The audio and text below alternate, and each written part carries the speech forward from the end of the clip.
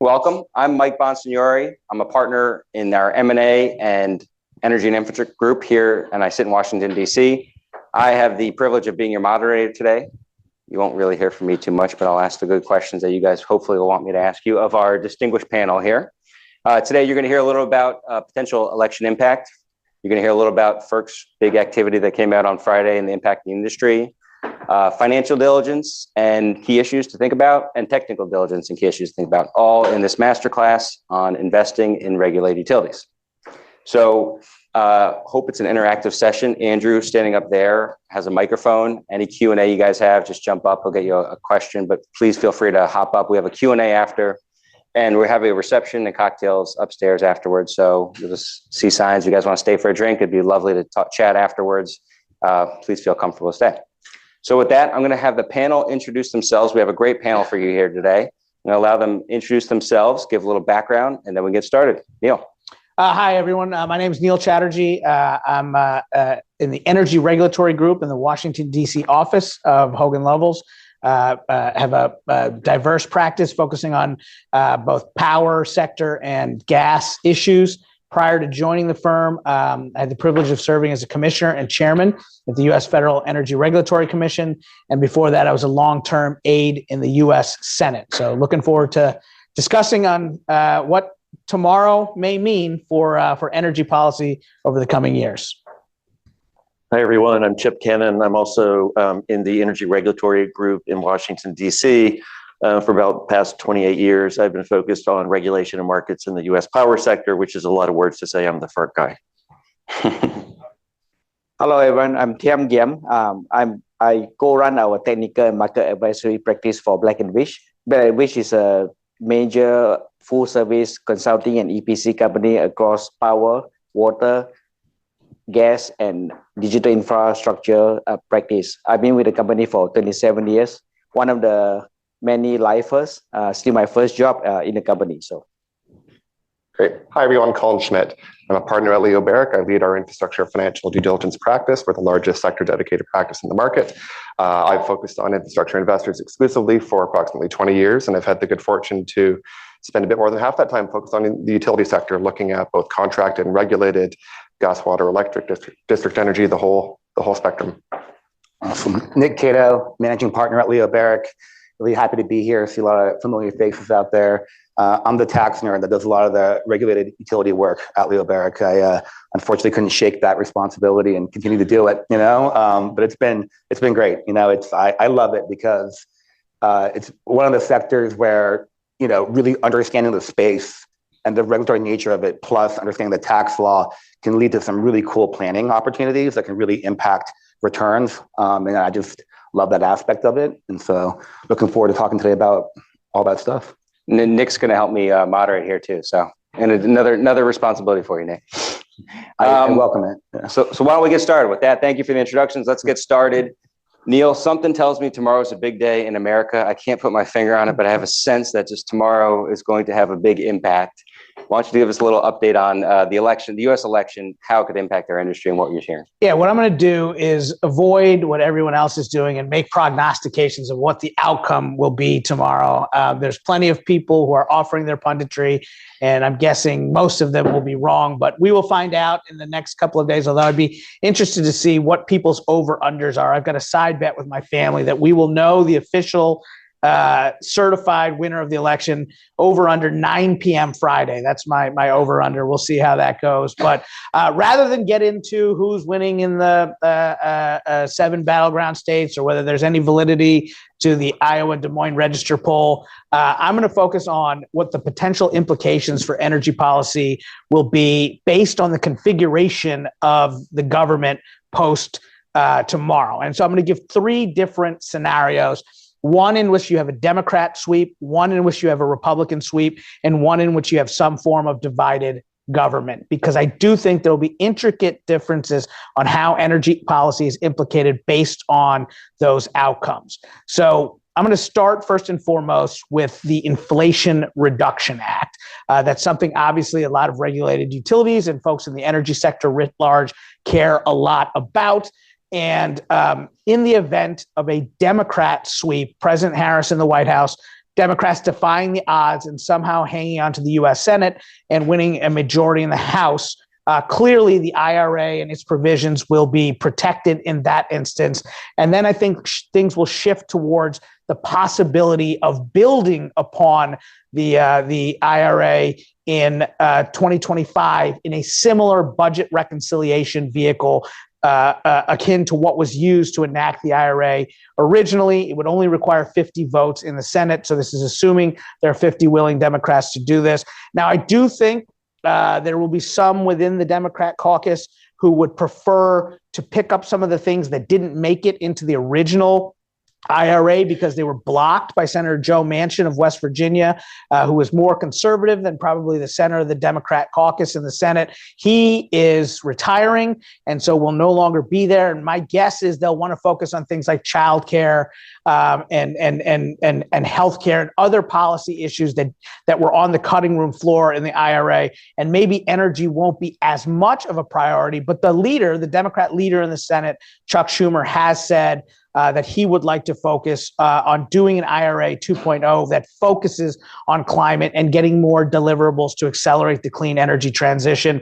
So I think for proponents of the tax incentives that were included in the IRA, a Democrat sweep would be pretty significant. Beyond that, I think in the event of a Harris sweep, you're not likely to see too much movement on energy legislation. The reason any kind of tax policy would go through the budget reconciliation process is you can't do substantive matters via budget reconciliation. It has to have a budgetary impact. So things like permitting reform, or regulation like a clean electricity standard to kind of alter the energy landscape further, harder to do if they don't survive scrutiny in the budget reconciliation process. Democrats aren't going to have 60 votes in the Senate. I don't believe that they will have the votes to undo the legislative filibuster to overcome that. So probably not a lot of big legislative items, even in the event of a Democrat sweep. I'm hopeful that possibly something could get done on permitting reform, but it's unclear. And then in the regulatory agencies, I think the EPA power plant rules and rules on tailpipe emissions would move forward without, obviously administrative or legislative challenges. Now, they would be obviously subject to court appeals, and I believe a lot of the fights over the administrative issues at play in the energy and climate space will play out in the courts. So the EPA regs would likely move forward from that perspective with an eye towards the courts. Obviously, I'm focused on the Federal Energy Regulatory Commission, and I think in the event of a Dem sweep, the most significant FERC order of the past couple of years, FERC Order 1920, which focused on planning, long-term planning for regional transmission, would be safe in that scenario. And I think the commission could even build upon it, potentially looking at things like transmission competition or broadening it to interregional planning. So that's, kind of in a nutshell what I see in a Dem sweep of Washington. Neil, jump in real quick. I agree with everything that you're saying there.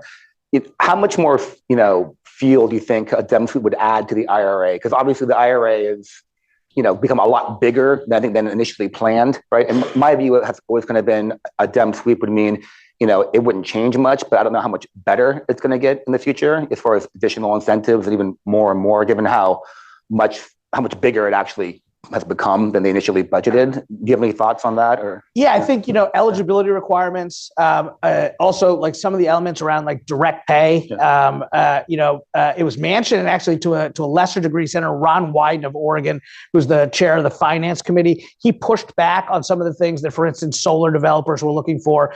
They didn't want to have to rely so exclusively on tax equity and wanted, kind of more robust direct pay. Yeah. So there are some real meaningful things that I think an IRA 2.0 could do. But I do agree with you that a lot of good was done. And so I think the focus may be elsewhere on other priorities. Right.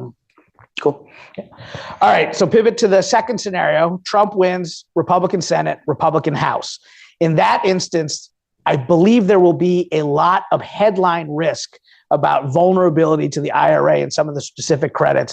But I, for one, actually believe that the IRA will be safe mostly, even in the event of a Republican sweep. And I'm not just saying this, arbitrarily or because I have client interest in this. I've lived this a couple of times.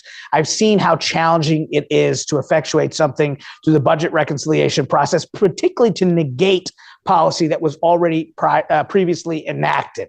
And so the first priority, I think, of the Trump administration and Republicans in Congress in the event of a sweep would be extension of the Tax Cuts and Jobs Act, the Trump era tax cuts. One of the interesting things is that as Donald Trump has turned the Republican Party into more of a working class populist party, more working class populist Republican candidates in the House and the Senate have been elected and seated. And so from my view, it is not even a given that there will be consensus amongst 50 Republican senators using the reconciliation process to even extend the Trump era initial Tax Cuts and Jobs Act corporate tax rate. I think they'll eventually get there because Trump will bring pressure to bear. But in the event that the president, should he be elected, and leaders in the House and Senate use their political capital on extending the corporate tax rate, trying to layer an IRA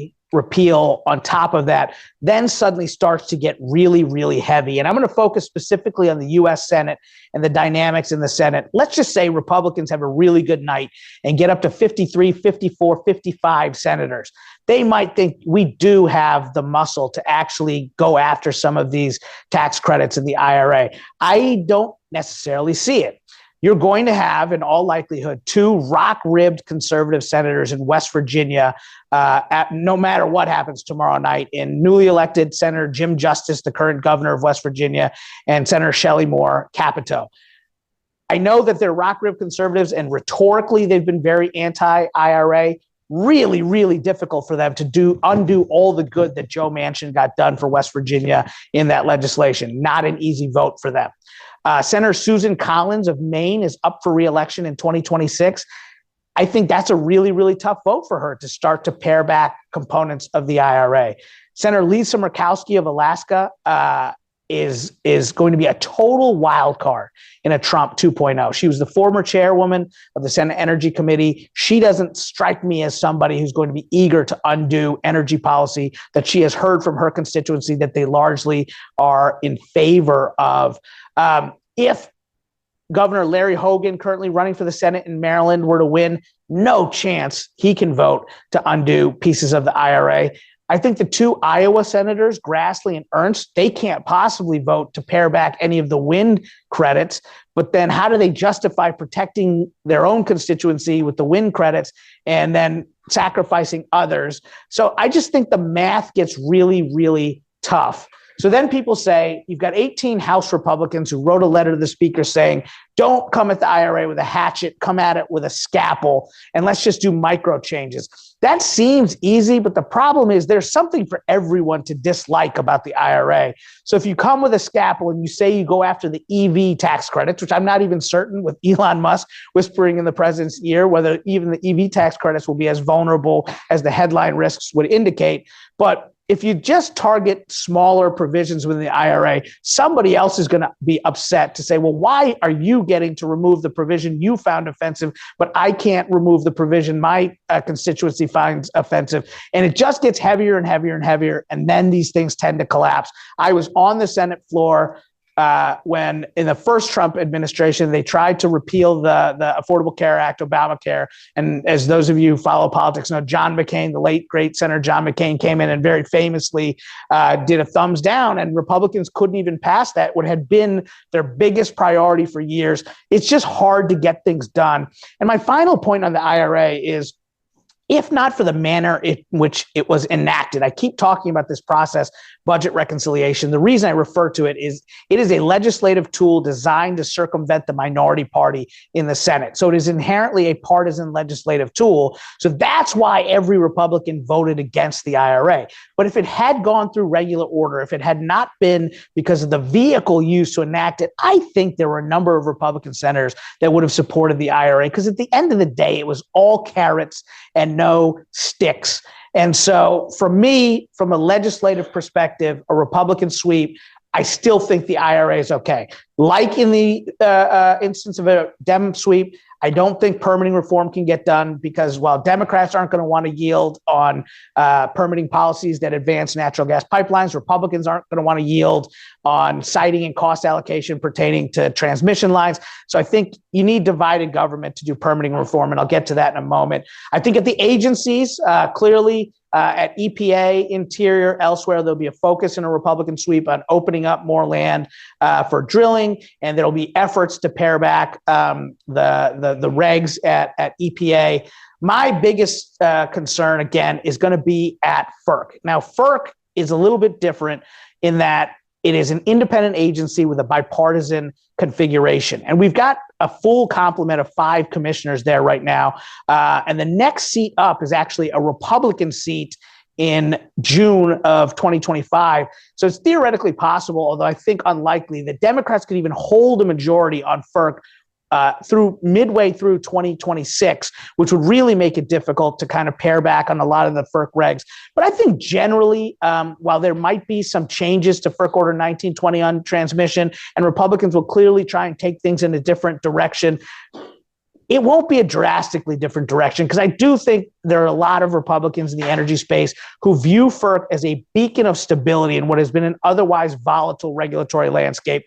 What do I mean by that? Look at US EPA. Went one direction under the Obama administration, completely different direction under the Trump administration, whipsawed again under the Biden administration, and now could potentially whipsaw again under a second Trump administration. And for folks in the energy business, particularly in the electric utility business, who are having to make 15, 20, 30-year investment decisions, trying to peg those decisions to the pendulum swinging wildly back and forth is maddening. And so FERC has been stable. Did the commission go in a different direction under my leadership than my predecessors in the Obama administration? Sure, but it wasn't a dramatically different direction. Similarly, has the commission gone in a new direction under leaders from the Biden administration? Absolutely, but it hasn't been dramatically different. And I think that's really, really important, because there's some hypercritical issues that affect not just utilities, but the entire energy sector that Chip's going to get into in greater detail. And so I think even in the event of a Republican sweep, I'm somewhat convinced that policy will remain relatively stable. And I perhaps today, sitting here the day before the election in 2024, am a bit Pollyannishly naive about this, but I actually do feel pretty confident that we're only a few years away from a new paradigm in this country. I think one of the smartest things Joe Manchin did in the Inflation Reduction Act was invest in the supply chain for clean energy. And a lot of those jobs are in red states, in conservative House congressional districts, and in red Senate states. And I really do think we are on a pathway to a trajectory where red supply will feed blue demand. And when that occurs, when everybody wins, I think we can start to take some of the politics out of decarbonization, because the big challenge this country is going to face over the next decade is how do we meet the coming surge in demand for energy that is being driven by data centers and AI and cloud computing and Bitcoin and crypto and vehicle electrification and building electrification and semiconductor manufacturing and a manufacturing resurgence. How are we going to meet that surge in demand while maintaining reliability and affordability while simultaneously decarbonizing? That is a huge challenge that is going to take serious and level-headed approaches to navigate. And we got to take the politics out of it. And I'm hopeful we can get there. And that takes me to my final piece, which is what happens in divided government.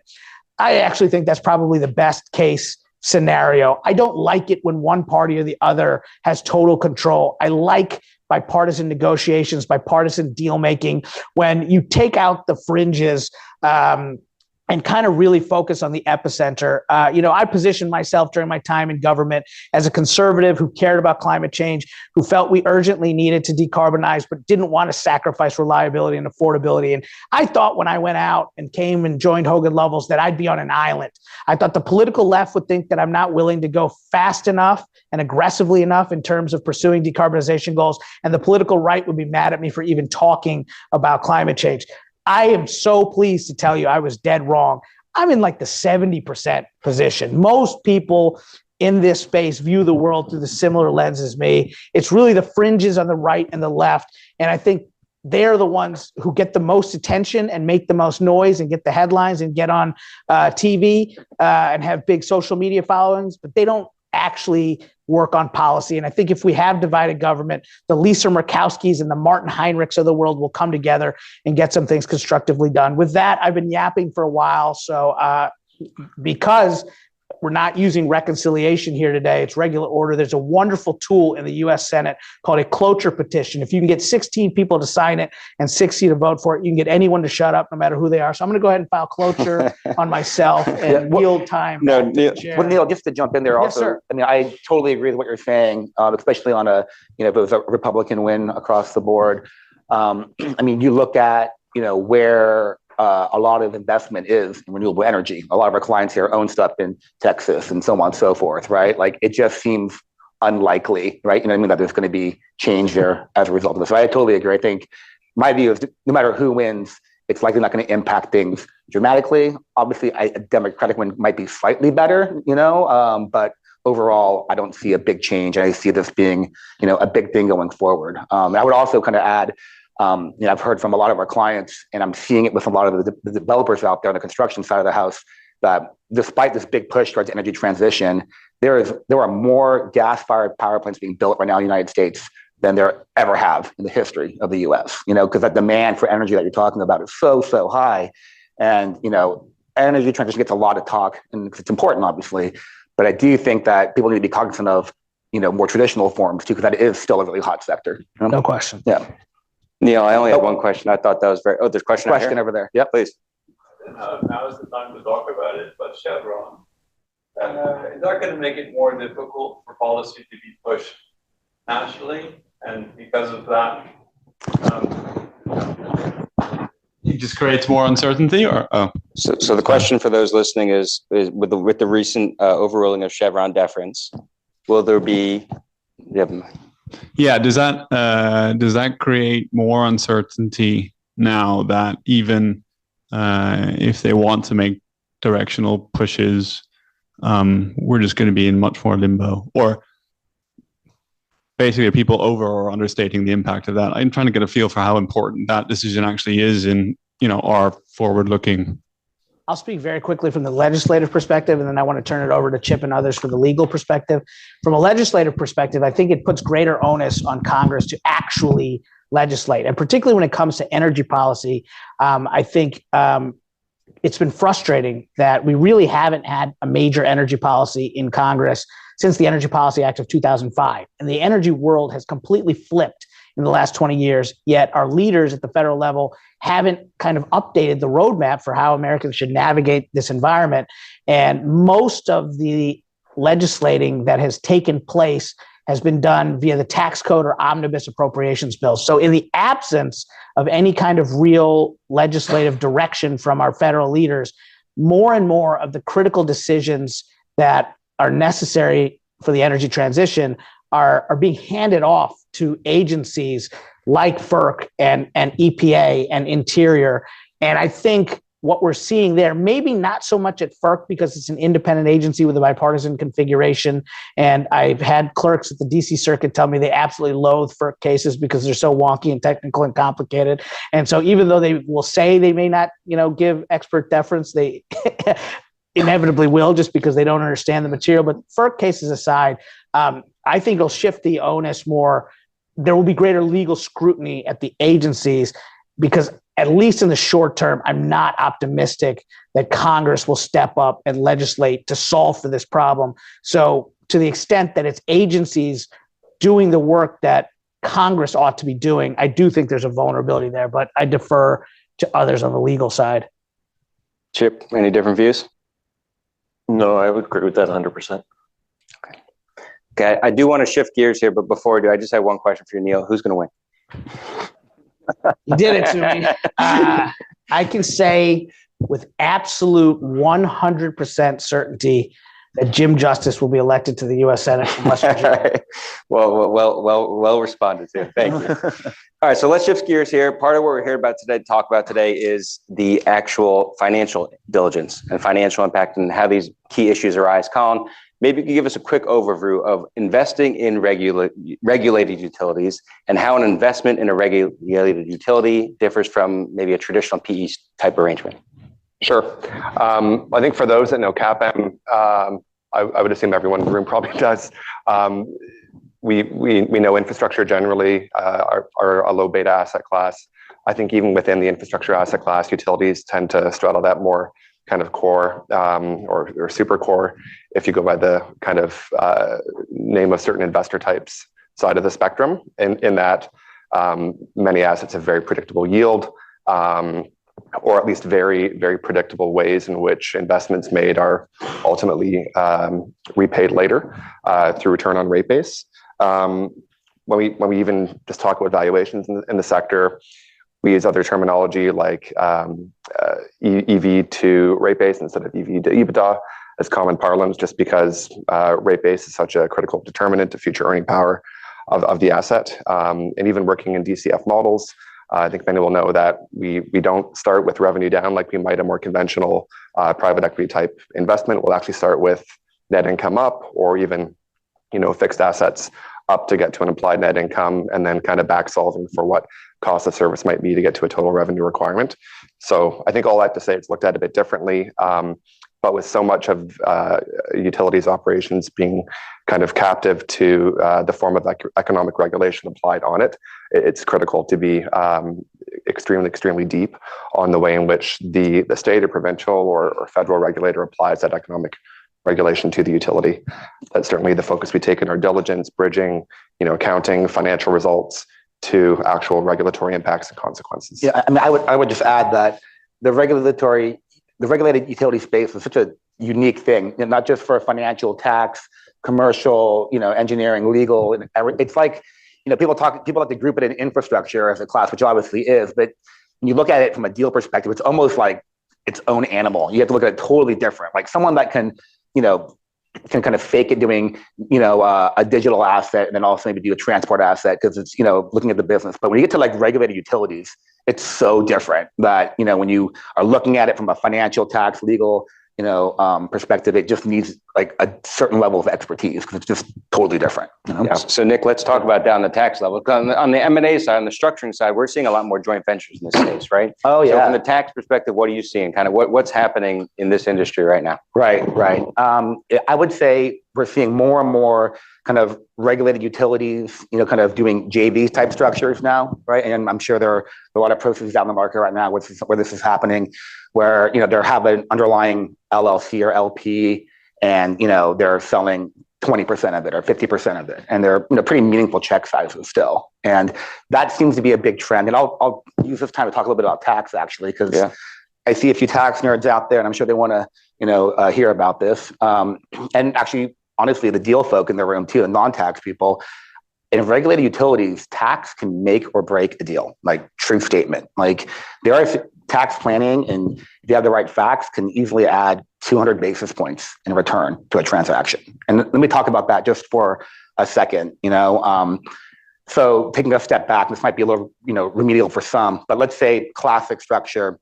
You're going to go out and acquire a regulated utility. You set up a U.S. corporation to go do that. You go out and buy the regulated utility. Say you have parent and sub. Sub's the regulated asset. The way it works is that regulated company, recoups the taxes that it pays, through its ratepayers effectively. And the way they normally do that is they look at that subsidiary in isolation, right? What are the taxes of that subsidiary? They don't look at, the whole group. And in the U.S. tax rules, the parent and the sub can file a consolidated return. And so their earnings of the sub can be offset with the deductions of the parent and vice versa, right? And so a common planning tool that I'm sure a lot of you in this room have utilized are shareholder loans or back leverage in transactions where that holdco has this debt, right? That kind of creates an interest expense deduction. And that interest expense deduction can kind of net off the taxable income of the regulated utility. And so that net, you're paying less tax than you're actually recovering from ratepayers. And so that's extra free cash flow in your pocket. And it can be quite meaningful, right? Now, with these JV structures that are going, I don't know if any No, follow-ups to that, perfect. Mike? No, I just can't believe you said that was remedial. Yeah. That's Yeah, well, very, that's- very For fascinating. people that do regulated, utility deals, that's like a ABC kind of planning, I would say these days. Kind of got created probably 20 years ago, and you've seen it really ramp up over that time. Yeah. I was a part of that creation many years ago to date myself.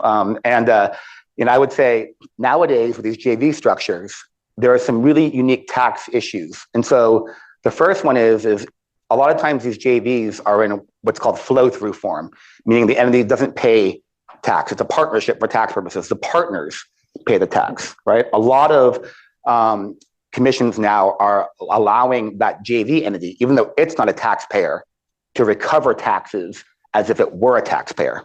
If that makes sense, right? Because its partners are going to pay tax, right?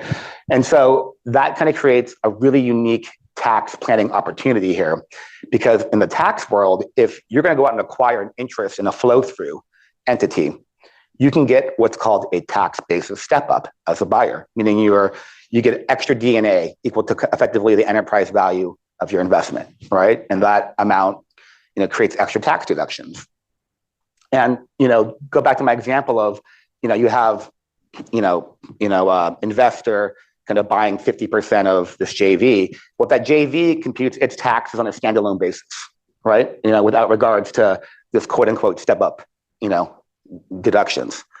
Well, now the investor, gets the benefit of maybe they have a shoulder loan in place, but they also have all these extra deductions from the step up that they get to use to offset, their overall taxable income, from the investment. Yet they're recovering, off a much higher tax base without that step up, without those shoulder loan interest expense deductions. And that spread can be massive. Like you can be collecting over your hold period, depending on the asset, like, hundreds of millions of dollars in extra free cash potentially, because you're collecting taxes at this kind of amount at the opco level, but your actual cash taxes payable are substantially lower because of the interest expense or the step up in basis. And so that arbitrage creates a lot of planning opportunity. And I'll get a little deeper. There's another kind of trick here where, if you're to buy these flow-through interests, if you can structure the deal in a way sometimes where that step up isn't in the hands of the buyer, it's actually in the hands of the regulated utility itself, right? So now the regulated utility asset has extra DNA and whatnot, right? You might say, well, why would you do that, right? Because you have this arbitrage that I talked about earlier. Why would you want to push it down to the utility and allow ratepayers to benefit from that? And the reason why you would do that is, there's this concept called deferred tax liabilities, right? And if you're able to kind of, create the step up at the asset level, that deferred tax liability goes away, right? Deferred tax liability is the difference between like your book basis and your tax basis. And if you have a step up, that goes away. And if that DTL goes away, is it the real liability, your rate base goes up, And so there can be a really interesting play here where sometimes in these deals that you're seeing, you have to decide, do I want to, structure it in a manner that can potentially increase rate base, remove the deferred tax liability, right? Or do I want to structure it in a way where, I get more of the deductions up here in my hands, but can recover more, the cost of service down below at the actual entity itself. And it becomes a really interesting modeling exercise and a bit of like a legal strategy thing as well, because a lot of our clients don't want to go in for a rate case, right? And, so sometimes we're looking at the deal, we'll actually proactively structure it in a way where the deferred tax liability remains intact and isn't reset because they don't want to go back in for a rate case because it just gets really complex. And so, a long-winded way of saying in these JV structures that we're seeing a lot more of, tax has become even more important because there's a lot of decision analytics to be done around how you do the deal to really maximize free cash flow. Right. Yeah. Right. Chip, I want to turn to you because that's a great point Nick raised. But the other thing that you and I have kind of come across a couple of times is FERC's passivity test, right? So a lot of these structures, we have a passive investor who you're looking at this and you think, oh, a minority investment, no issue whatsoever. It turns out it is an issue because FERC has a different definition of what a passive investor is. You want to talk about that briefly on structuring? Yeah, sure. Yeah, I deal with passivity issues, FERC passivity issues almost on a daily basis. And the problem is that FERC is very interested in affiliation because, we have this wonderful thing called markets and competition, but they actually only work if the sellers don't have market power. So FERC is very intent in understanding who sellers' universe of affiliates is. And as a general matter, it's based on a 10% test. If I have 10% interest in a company and that company has 10% interest in another company, and that company has 10% interest in another company, then we're all affiliates, and anybody who has subsidiaries and 10% is also considered an affiliate. So it's a little bit like an octopus. You've got to contain it. You have to know the type of information you need to provide to FERC. But the exception to that is if you have an investor that's actually considered passive. Passive at FERC doesn't mean passive that you guys would think it means passive.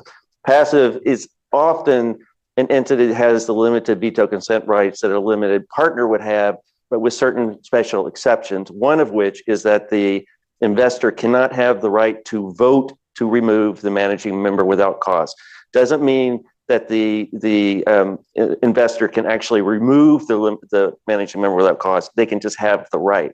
So when we start taking a look at documents to determine what the universe of investors are, and they say, oh, this is a passive investor, I'm like, I'm really sorry. I think I need to look at the LP agreement. And then I'm often in an unfortunate situation of going to them and saying, your investor that you've been treating as passive and is perhaps passive for all other purposes is actually not passive. So we need to think about a way to restructure it so they are passive, or we have to go to them and ask for a list of all their holdings in the U.S. power sector. And that often is a very problematic discussion to have. So structure. Thank you, Chip. TM, I want to turn to you briefly. Talk about some common pitfalls that new investors might face in the regulated industry sector.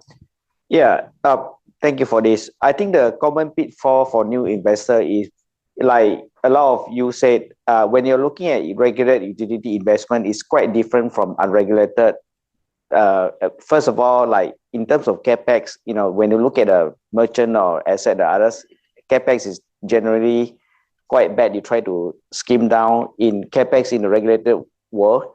If you plan and invest in and capex prudently, usually is a good thing. Being prudent as it earn returns. So most of the time we get asked to look at quite scrutinize the type of capex that will be planned over the maybe 10-20 years horizon, and sometimes beyond too. One of the pitfall that usually we advise different buyer seller on regulated utility on the technical or environmental merchant side is that a lot of the time when you look at regulated utility, you get asked to vet the business plan, so to speak, in the public for regulated utilities. All of them have to somehow file with the state or the federal. And a lot of the management answers a question would not really veer from what they are talking publicly. And then the secret sauce behind investment in equity is that if you're a long-term investor like Supercore and others, you tend to look at it like beyond 20 years. And then a lot of work that we do, we tend to help potential investor, either sell side by side, to think about what could be a potential case post that business plan horizon that people will look at underwriting in terms of the potential growth and those type of things. So there's a bit of a uniqueness in terms of how to think about that for investors. So that's great. Yeah. Colin, how about on the financial side? Yeah. Many, maybe to volunteer a few. I think a common area we'll start is, it sounds like motherhood and apple pie, just looking at the difference between the regulatory accounts and the financial accounts of the company. Especially for new investors to the sector, this concept of there being not just tax and financial accounts, but regulatory accounts can be a bit new. And it's in that simple reconciliation exercise that you get insight into what the cost exclusions were, what the asset exclusions were, what the unregulated kind of aspects of the business are. Maybe it's a cost center, maybe it's a profit center. You get insight into maybe excluded incentive comp, that type of thing. And when that's not done, one runs the risk of assuming pass-through of all those costs or return on all of those assets reported in the accounting results in their model and overstating their valuation. I think another thing we come across commonly, a bit more prevalent in Canada, and I think any CPAs in the room will be delighted to hear this, is actual economic consequences that can result from the accounting framework being followed by the utility. It is true that under IFRS, ASC 980, there is more lenient, generous capitalization of indirect overheads than exists under IAS 16, under IFRS. So all else being equal, what that means is that under IFRS, you simply have pass-through of those costs incurred to bring assets into service, even if they were indirect, whereas under US GAAP, you actually get to earn a return on and of those types of investments. I think another thing I'd touch on, but I would probably defer to Chip and others for their insights on it, would be just full consideration of the net benefit requirements that might kind of come about during the approvals process. I think everyone knows that there are multiple paths to, regulatory approval for deals in various states, with net benefit being generally the most quantitative and kind of highest bar among them. But where, the size of that net benefit give, if you could call it that, is misestimated or not even considered, that's where valuations can get tripped up. Chip, anything to add? Yeah, so we often start first taking a look at potential mergers or acquisitions of regulated assets. One of the first things we do is take a look at state statute to see whether or not it's a net benefits test or not. Because as you know, most acquisitions or mergers of state regulated public utilities, if they don't happen because of the state regulatory issues. They just get to be too cumbersome. And it's often about the net benefits test.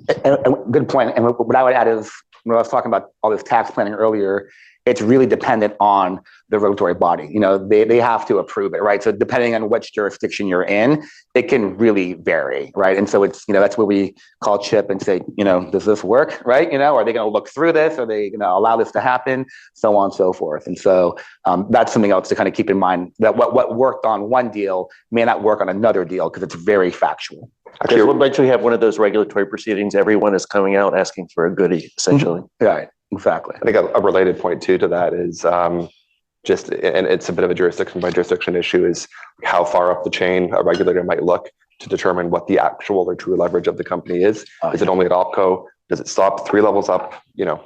No, exactly. And when we've seen deals where, sometimes the shareholder loan planning I'm talking about, may not impact it from a cost of service or rate base perspective, right? But it can actually impact it from a leverage perspective, where they still look through. And it's because S&P and Moody's and those other authorities actually do it, right? Not because the utilities do it, but these rating agencies sometimes look through. So you can get this weird situation where you don't factor in the liabilities of a holdco, for example, for a lot of your tax planning or financial purposes, but for a debt rating purpose, you might. And so that's an important thing to think about.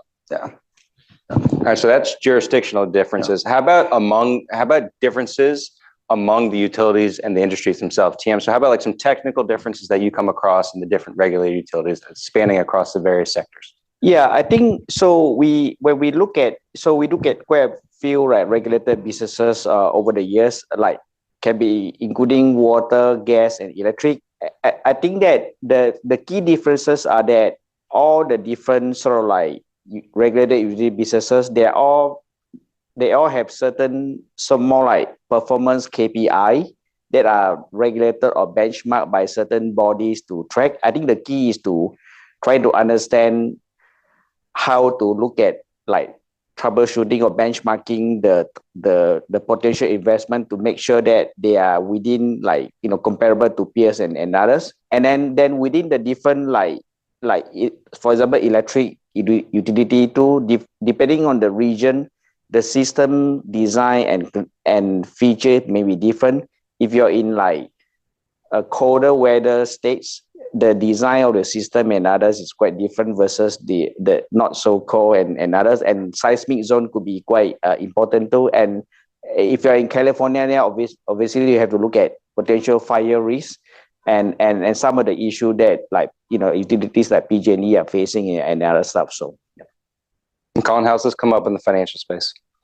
Yeah, we see it kind of in a couple areas. We see it first in the deemed ROEs that are set for different utilities, and then we see kind of how those different utilities then tend to earn against those deemed ROEs.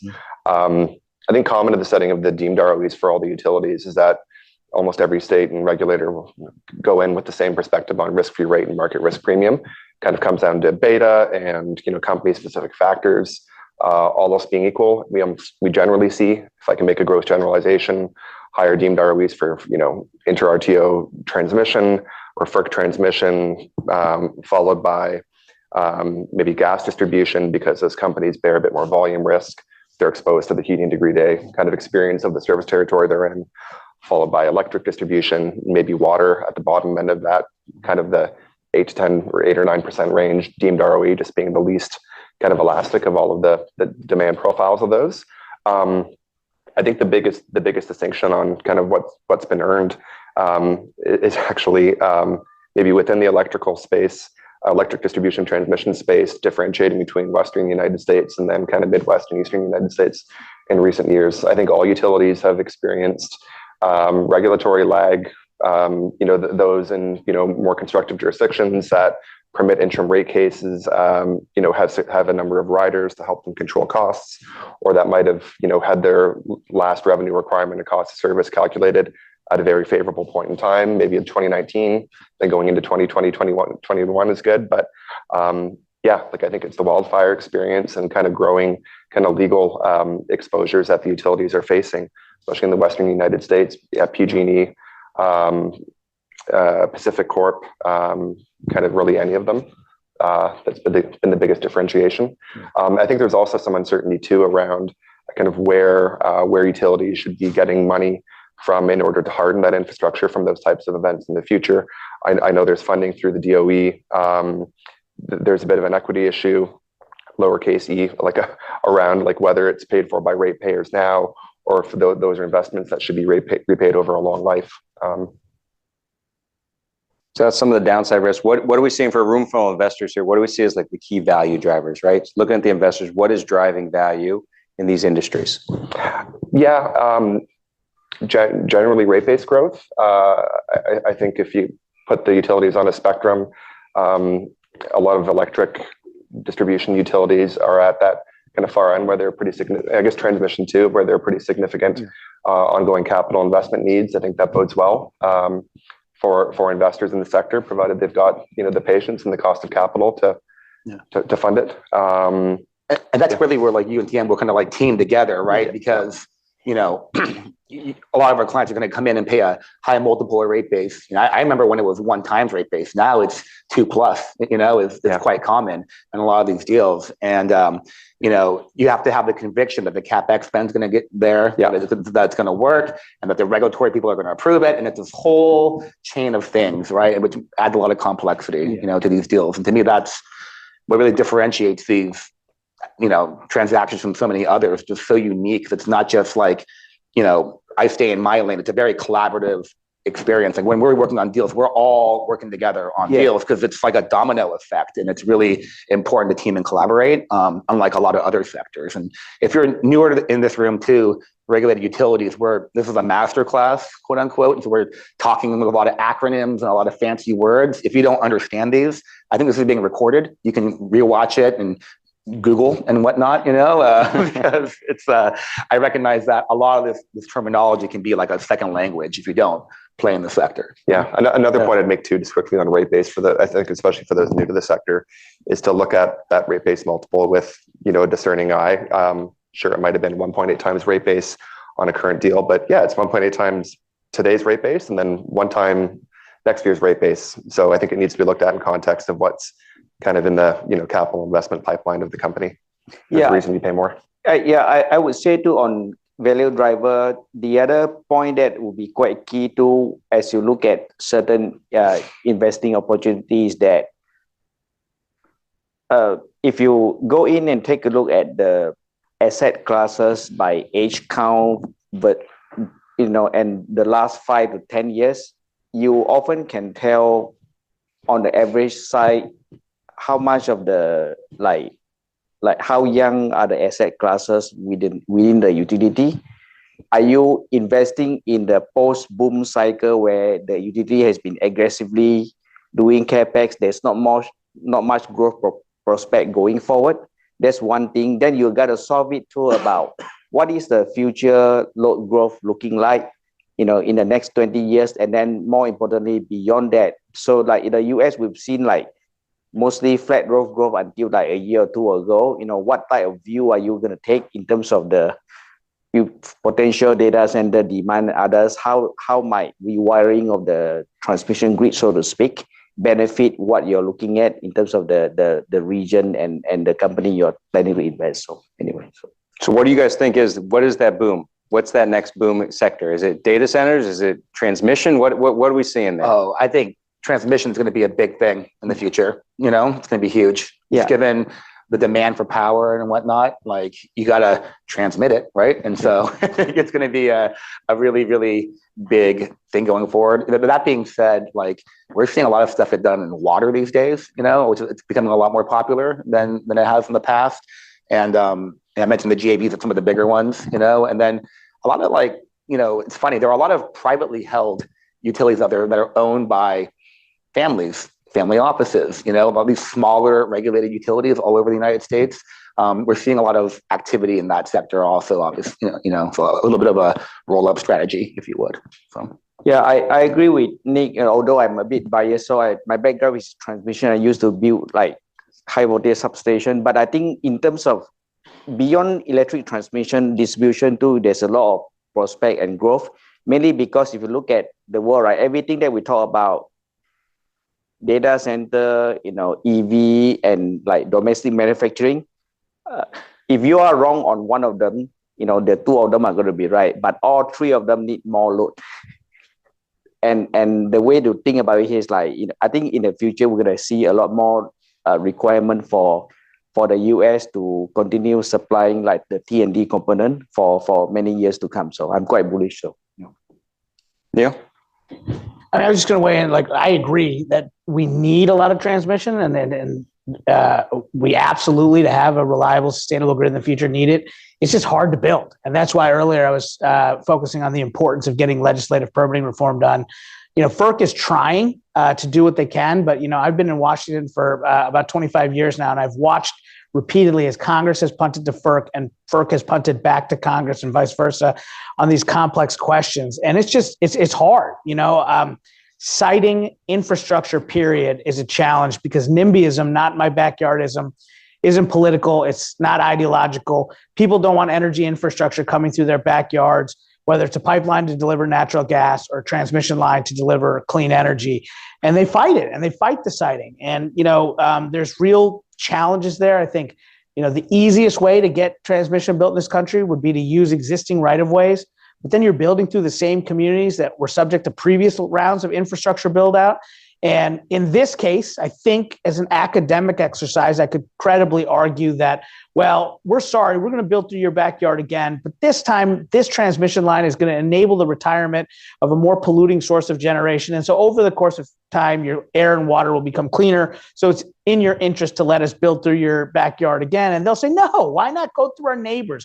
Why come through our neighborhood again? And so it's hard to get things built in this country. And then the other tricky component to transmission is who pays. These are huge, risky, high capex investments, and particularly when it comes to long haul transmission lines that are going to be necessary to get these newer, cleaner sources of energy to where the demand is. It's going to oftentimes mean you're going through multiple states. And so you have a simplistic scenario. State A has a lot of renewable generating capacity. State C has a lot of demand for energy. What happens to ratepayers in state B? Now, again, as an academic exercise, I think I could make the case that ratepayers in state B are receiving a benefit in the form of alleviated transmission congestion, which is a very real benefit, and therefore they ought to bear some of the cost of this long-haul transmission line. But as a real-world exercise, going to ratepayers in state B and saying, you're not going to benefit from the generation nor the consumption of the power, we're going to build a transmission line through your backyard that you don't want, and we're going to make you pay for it, it's a really, really, really hard sell. So I think in the interim, because I do think we need to build transmission to establish the grid of the future, but I think it's going to be a challenge. We need to figure out ways to squeeze greater efficiencies out of our existing transmission network. And so, you know, I promulgated a FERC Order 8881 on ambient adjusted ratings. FERC is looking now at a possible notice of proposed rulemaking on dynamic line ratings. There's all kinds of new grid enhancing technologies that basically elevate the efficiency of our existing infrastructure. And I think those things they're not a silver bullet solution by any means, but can be a stopgap while we make the requisite investments and overcome some of the regulatory challenges, and particularly opposition at the local level to getting transmission built.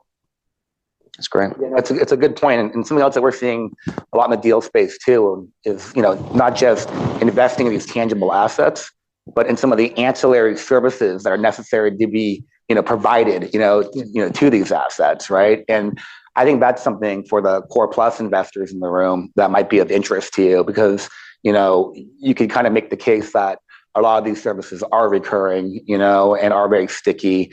And I think, there's a lot of opportunity in that space. And I think a lot of these service providers are also very fragmented also. And so it lends itself to an opportunity for some consolidation. So, for sure. Yeah. Olivia. On the transition side, we're looking at all like energy storage, small or big, as part of the Well, I think for a long time, there's been a kind of discussion at FERC as to whether or not storage is transmission, whether it's generation. As you know, a number of years ago, FERC undertook a rulemaking to essentially revise the rules of the road in the various markets and the transmission providers to make it easier for the market rules to actually reflect the benefits that energy storage actually brings to the grid. So I wrote that. Yeah, it was there you go. Poetic. Yeah, so that's what I'm not sure if I know of anything else that's going on specifically with respect to storage at this point anymore. Anything that's pending? How about data center, Chip? So Friday was a big day in the data center space. FERC had a technical conference, a couple of rulings. Why don't you give us an update? It was a big day. It was not a good day. So just by way of context, I think whenever we talk internally about the three biggest developments that we expect to see over the next, say, 5 years in the power sector, they are in order of significance: data centers, and data centers. I would say literally every call we have with clients or potential clients in the power space has to deal with data centers. And obviously there are other issues out there, but right now it really feels like the issue of getting power to data centers is sucking the oxygen out of the room for conversations, both with independent power producers, as well as the regulated utilities. They've all got issues. So as Mike mentioned, there was a long anticipated technical conference at FERC on Friday on co-located large load, primarily data centers, which I was planning on talking about, which I still will, but then I think we're going to pivot and talk about a very, very unfortunate decision that was issued on Friday, just hours after the technical conference.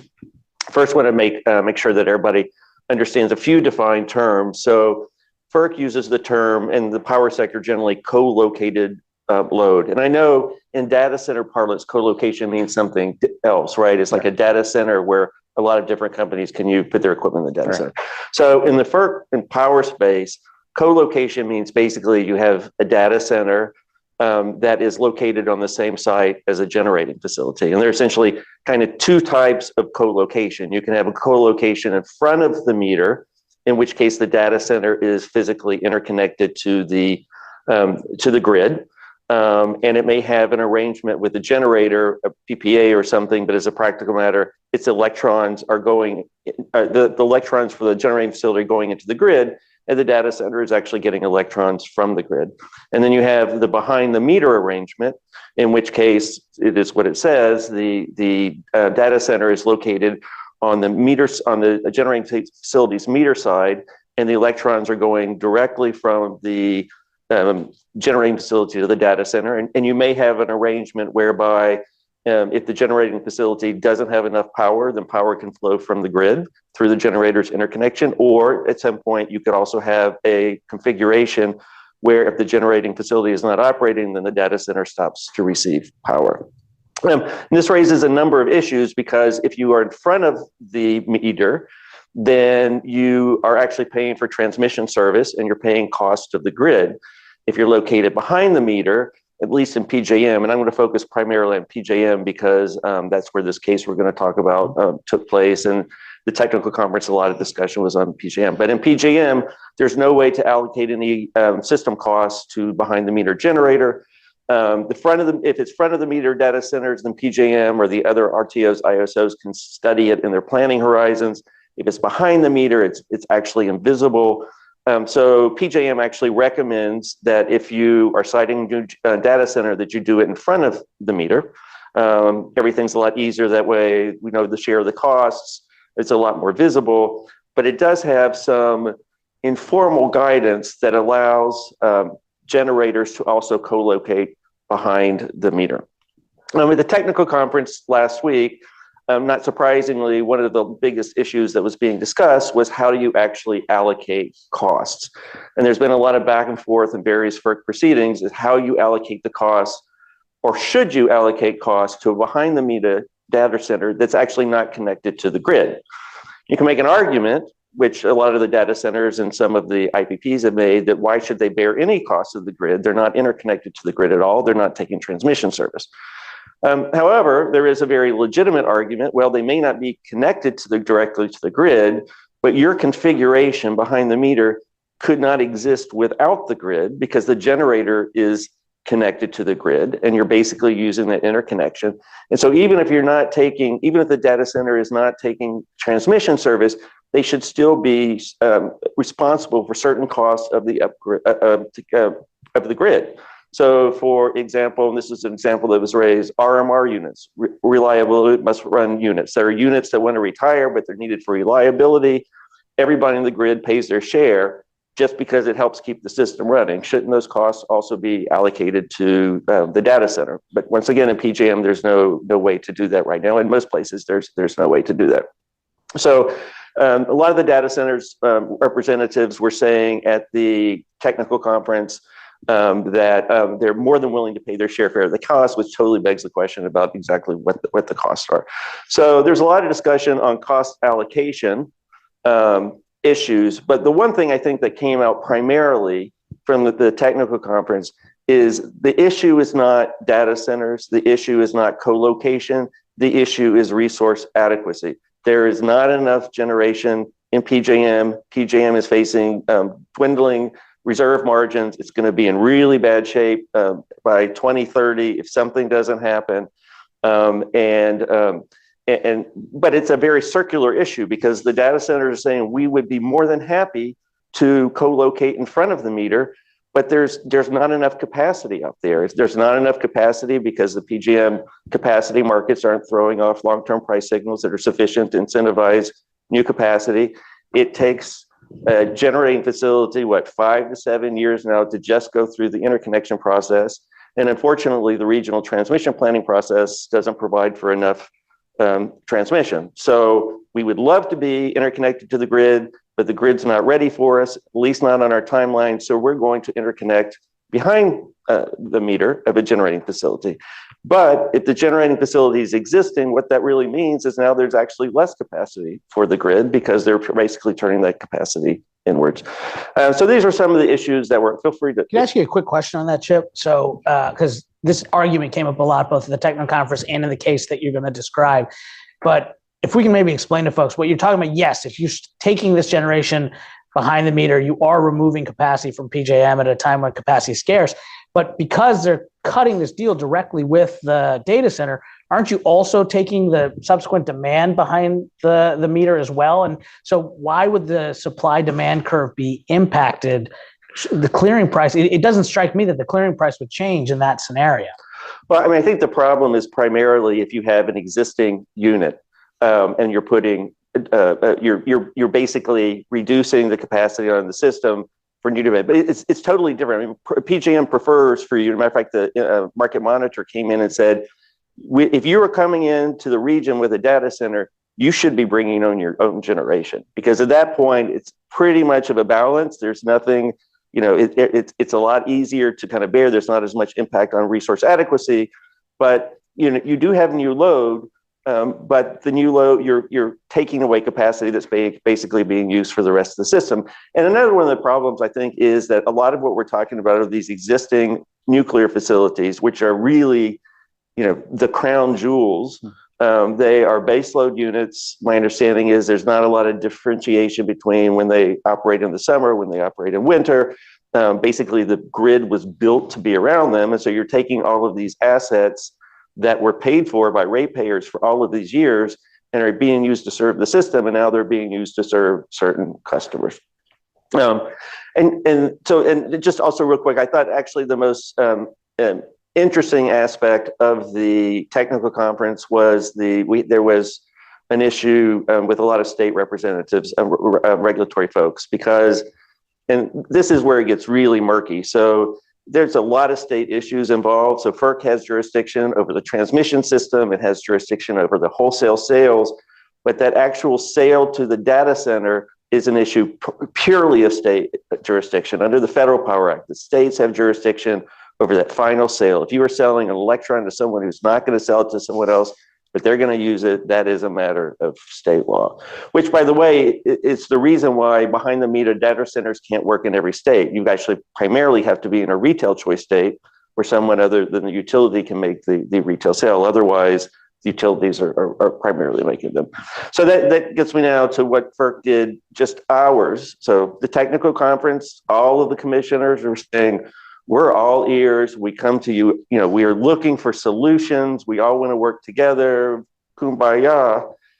And then they, about 6 or 7 o'clock at night, they issue an order which creates significant amount of deal and timing uncertainty in the data center space. And I'm sorry, I'm going to wonk out a little bit to explain actually what It's a masterclass. Go ahead. Okay, so this is what I left. So generator connects to the grid from interconnection agreement. And in PJM, like elsewhere, they have what's called a pro forma interconnection agreement.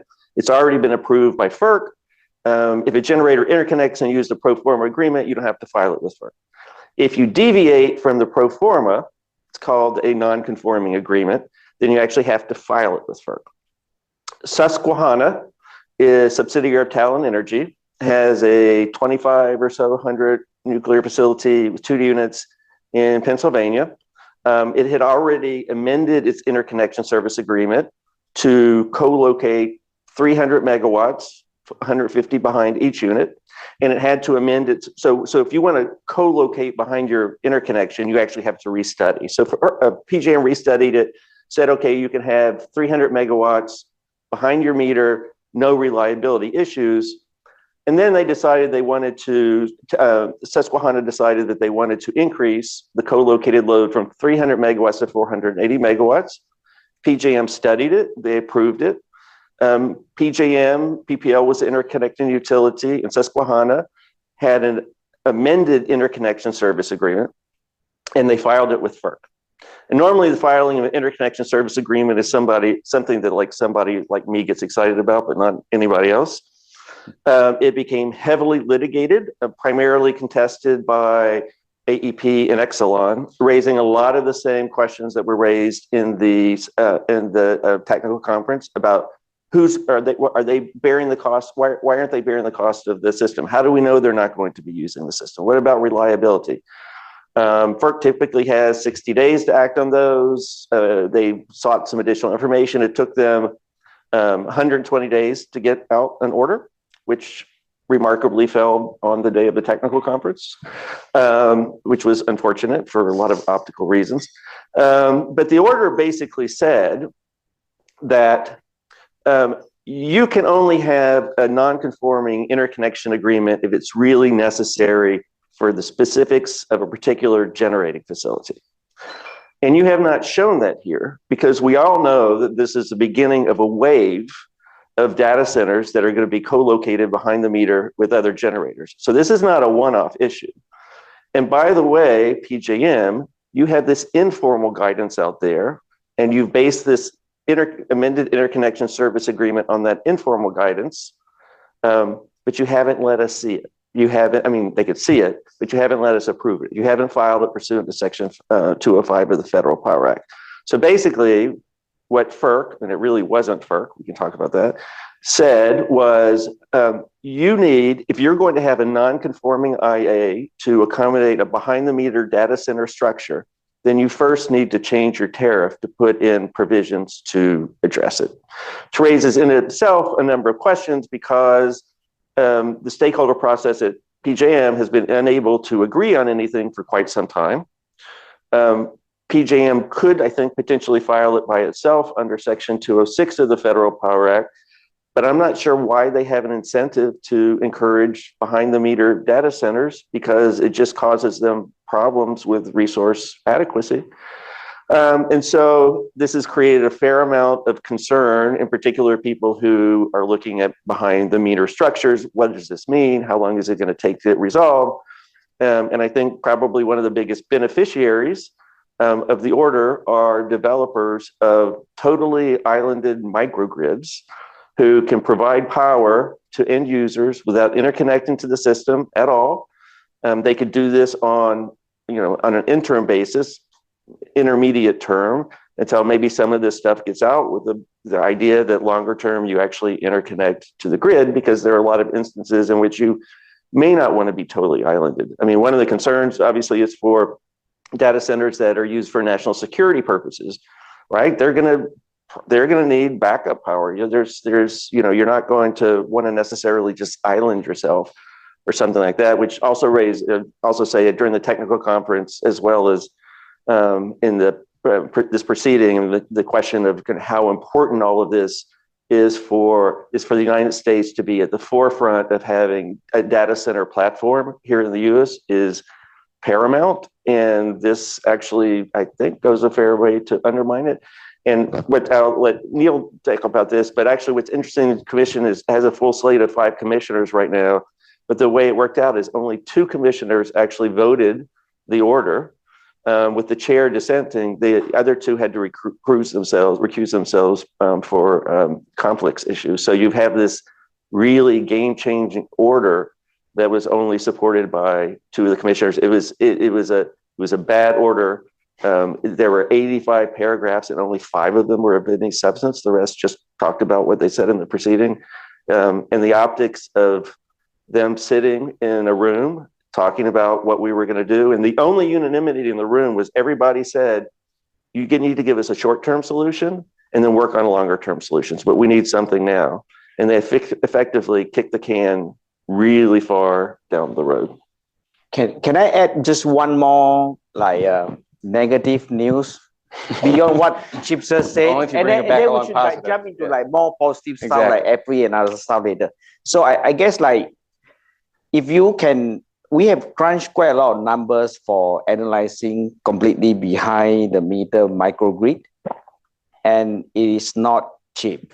And most of the time, by the time you crunch a number, you can say you want to hit to the market, you want gigawatt, 200 megawatt. By the time you build your site and have greenfield power plant and whatever you especially if you just rely on renewable, the numbers likely it's not going to work out. And if you do gas, then you worry about the air permitting or whatever.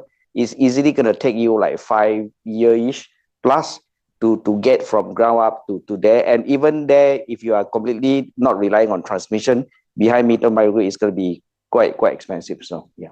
Anyway, so Question. So if coming out of this discussion, people are hyper focused on the piggybacking concept and who's subsidizing who behind the meter, do you think this will spill over into the community solar space where you have front of the meter assets which are not paying distribution charges? I actually had not thought of that. I mean, I follow community solar. I don't think I've ever seen anyone raising that issue. And I think they are different for a couple of reasons. One, community solar are state programs that are intended to have a very certain policy outcomes, primarily to ensure that, first of all, to encourage clean energy, but especially to encourage the usage of renewable energy from typically communities that tend to be disadvantaged because they don't have their own homes. So there's a very certain state policy reason for that. And it's very different, I think, than seeing generators existing generators who are not making a lot of money because the market is not great, then looking for opportunities to sell their electrons elsewhere. So I think the policy are different. And then just fundamentally, community solar is, once again, it's a product of state law, which, they're going to have their own, everybody's going to have their own parochial concerns. I also think there's some different historical dynamics here. Some of the controversy within PJM specifically is tied to the fact that some of these nuclear generators were under earning for more than a decade and were basically only kept afloat by out-of-market subsidies in the form of zero emissions credits paid for by the taxpayers. And I think at least one of the FERC commissioners was frustrated that these generators now, after a decade of kind of living off the public dole, suddenly hyperscaler comes knocking on the door and they cut their own deal. And I think that colored some of his animus. But another way that this is different from community solar and why this is kind of so significant is the national security implications of this. And I don't know that it's fully resonated with the public yet. I think you talk to a lot of Americans about AI and they still think it's about kids, high school kids cheating on papers or making goofy cat videos. But when you think about the national security implications, it really is important that we win the AI race against our adversaries. And in order to do so, we're going to have to provide power, which is why I was encouraged by this co-location deal. I thought it was pretty creative and it was a way that we could ensure power getting to these data centers to support AI. And the fact that it be carbon-free generation, we could do it without contributing to an increase in emissions. And so I was frustrated by this. And I will tell you, it's resonating so much. It occupied my whole weekend. It occupied all day today. When you're a commissioner or the chair at FERC, the most successful ones are ones where no one in the White House even knows your name. Donald Trump heard my name one time and I got fired as chair. So you don't want the White House to even know who you are. You want to be able to go about your job in a wonky, technical, boring way. This is going to percolate up to the highest levels. I think both former President Trump and Vice President Harris are supportive of AI and ensuring that we have the power to support AI. I think once we get past this election, regardless of who wins, it is going to come to their attention that this agency that they're not even familiar with is potentially standing in the way of investment and is at a minimum, this decision on Friday has altered the timeline and set back the investment window and created some uncertainty. And it's one of these things that, again, it's a very wonky technical issue, but its consequences are so significant outside of the energy space that it's the kind of thing that will break through. So let's put that question aside. TM and Colin, I have a question for you guys. What do the utilities need to do capacity-wise, financially, execution-wise, to prepare themselves for this load growth that's coming, for this need that is coming? I think that they just need to plan better in terms of understanding what it would take. And it's quite encouraging to see a lot of the utilities are getting behind this data center boom, where they are forming alliances to kind of start working with a private party and the big tech to try to figure out how to solve them. And what I think is gonna need to happen is that they likely will need to embrace a lot of the newer grid technology, which has been encouraging. We've been able to support and seeing some of the M&A activities that in the past you have not seen before, about investing in the superconductor, newer conductor that within the same right of way, you can increase your power by maybe 40% to 100%.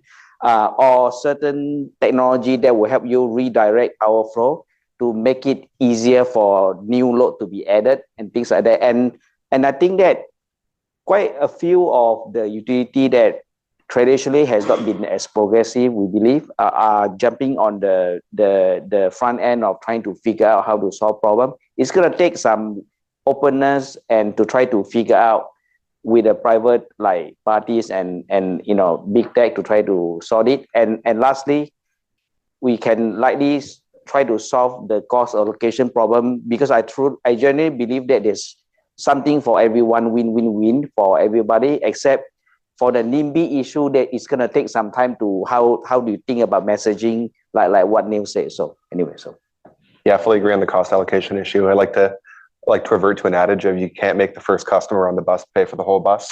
Like it's there's a bit of an art to it.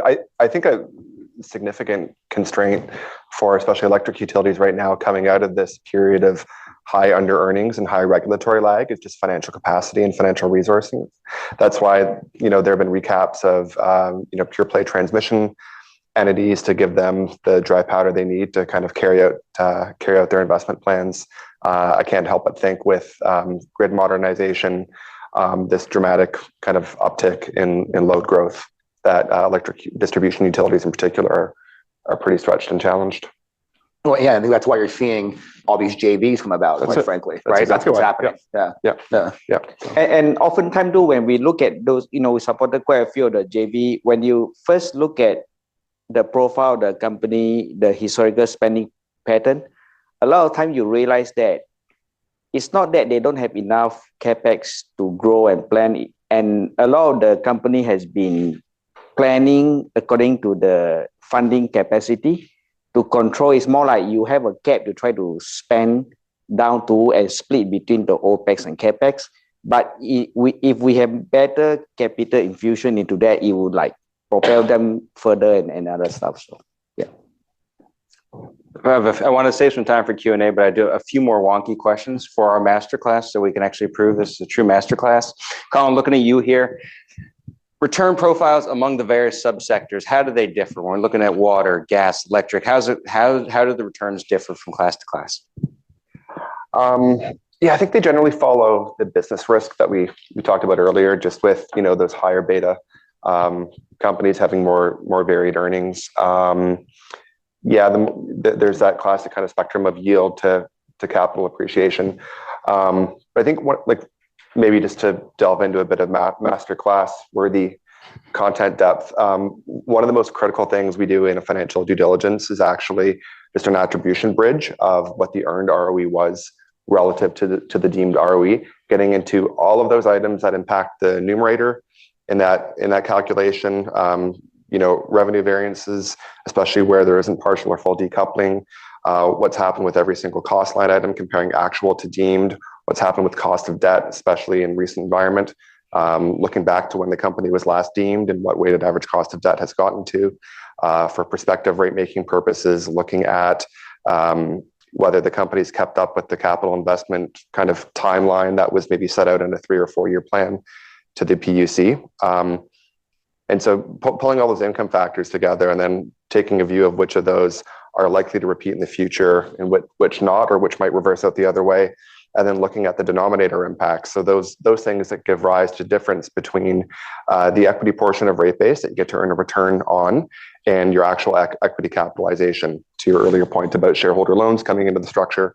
And it tends to be those denominator impacts that are a bit more systemic, like where there is kind of long-standing acceptance of CWIP and rate base that's beneficial.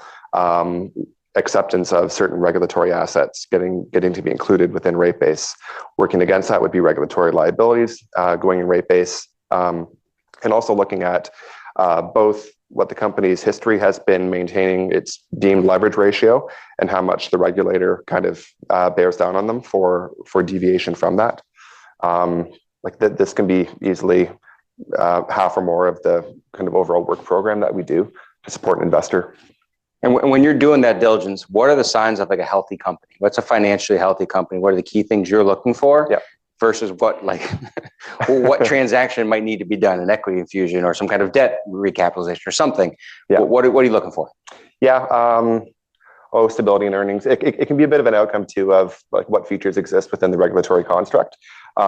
It's easy to get excited about a high deemed ROE, but to later learn that there aren't interim rate cases or trackers or other kind of relief measures available to the company. I would imagine a lot of companies in recent years were wishing that they had interim rate case abilities and trackers on various cost items if they hadn't in the past. I think it depends too on the rate base growth profile of the company. All else being equal, like a single asset transmission company might have a preference for a very long rate cycle because it's essentially a depreciating asset that'll earn a steady yield return over a long period of time. But a company that has very real operating expense behaviors and high rate base growth has a frequency for more regular reset.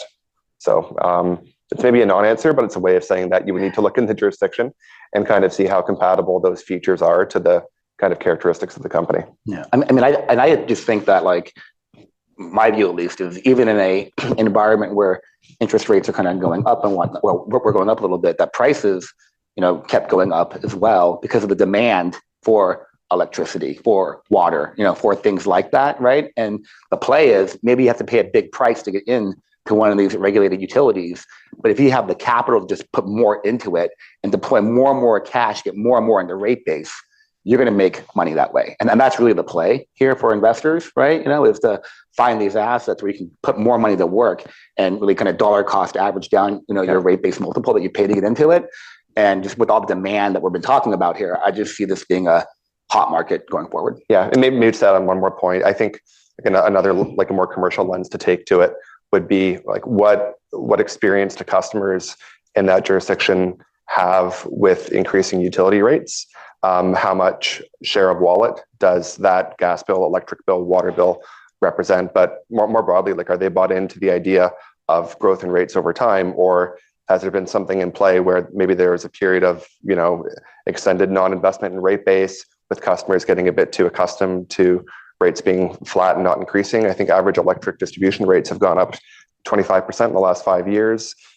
My guess would be that that'll continue, if not increase, going forward. So I think historical experience with those rates being passed on to customers kind of is a good indication of the degree of pushback to be anticipated from interveners and regulatory response. You talked about deemed ROEs. What do you see in your diligence, or the reasons companies don't hit those? What are the obstacles that investors should be looking for why a company might not hit its deemed ROEs? Yeah. I think the first distinction can be whether the jurisdiction is on a historical or prospective kind of rate setting model. My view is that companies will almost always under earn when it's historical rate setting, but that there might be slightly higher deemed ROEs available to the company to compensate for that. I don't know if you've got views on that as well, Nick. No, I think that all makes sense. I'm actually conscious about time, Mike, because I know people been here for a bit, and you might want to get. Why don't we open up to Q&A? I don't know if anyone has any. I want to give anyone a question to ask any questions they have, an opportunity to ask any questions. Just raise your hand. Andrew, come around. Yep. Question. I think Nick initially touched on his increased interest in the water utility. Sure. Is that some sort of market sentiment related, or is there any concrete rationale behind that? I just think you're seeing it because of demand, right? There's a big demand for more water, for more housing to develop, more use of it, quite frankly. And I think that's just causing investors to maybe focus on that sector a bit harder. Yeah, I think water supplies become more constrained too over time, just with reservoir levels being more variable than they have been in the past, which kind of drives the need for better interconnection of kind of watersheds and reservoir sources into treatment and distribution and data centers. Yeah. It all goes back to AI. Huh? Yeah. I got one last question for each panelist here. I give you a blank check. What industry and type of transaction you invest in? Start with you, Nick.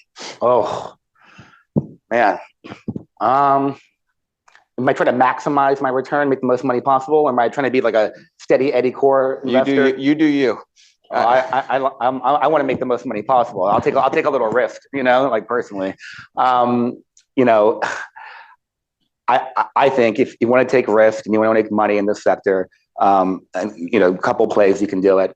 I like the service aspect of the business, quite frankly, kind of, things not, so you're not, paying 2.5 times rate base for these assets, right? So on and so forth. But you're playing in a sector where you can still make a lot of money. It can be very recurring in nature, but you can get a mid-teens return, a bit more consistently, and maybe even high teens if you invoke some kind of like roll-up strategy. Because again, I think a lot of these service businesses are very fragmented in the regulated utility sector, and you can kind of go out and aggregate.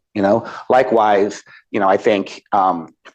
There's an opportunity to aggregate a lot of smaller regulated utilities around the United States, right? And there can be a play there through, just synergies and cost savings, and also just being able to buy stuff for cheaper because it's smaller, quite frankly, and then aggregate and then have it trade for a much higher price, right? And so I think those two strategies I kind of like. Yeah. Colin? Yeah.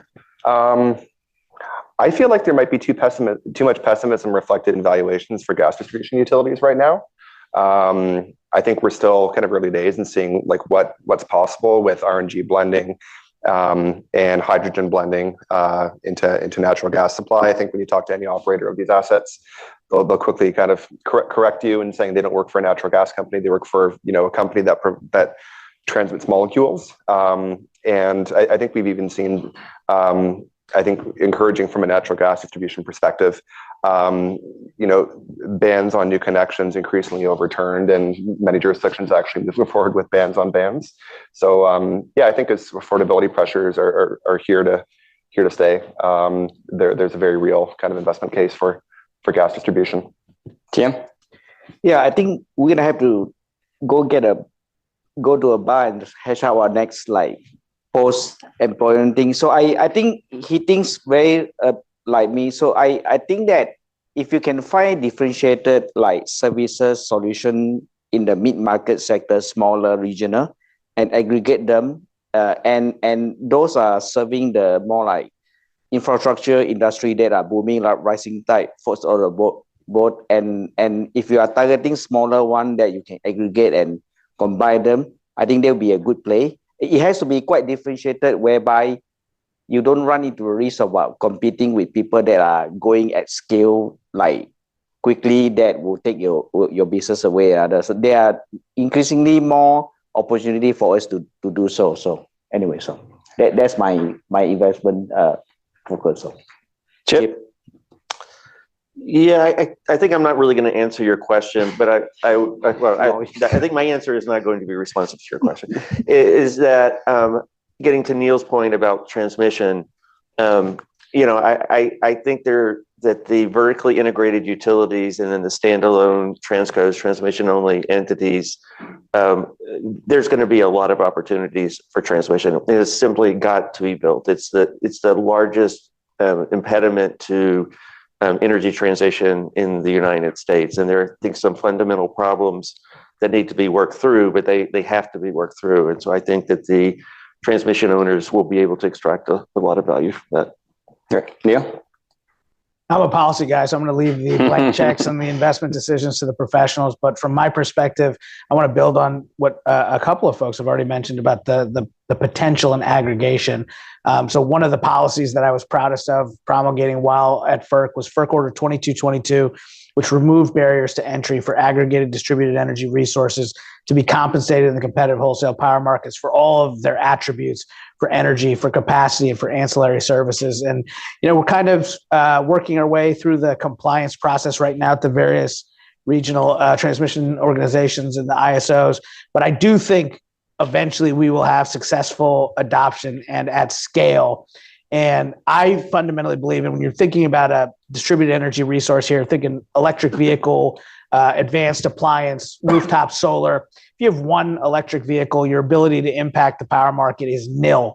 But if through the power of aggregation, we can harness thousands and thousands of electric vehicles, suddenly you're competing against the power plant down the street, and you're doing it at the point of demand. And I really do think that if we see some investment and see some success in this space, that it could fundamentally alter the way that Americans generate, distribute, and consume power. And so, issued the order in 2020. It's now 2024, and we haven't seen a ton of progress. These things take time to implement, but I'm cautiously optimistic. I'm not sure how viable it is from an investment perspective, but as something that could effectuate regulatory and policy change, I'm bullish on it. I'm going to take that as ending on a high note. We had some negatives throughout the call. We're ending on a positive here, right? So I want to thank all of our panelists. Why don't you guys join me in thanking our panelists?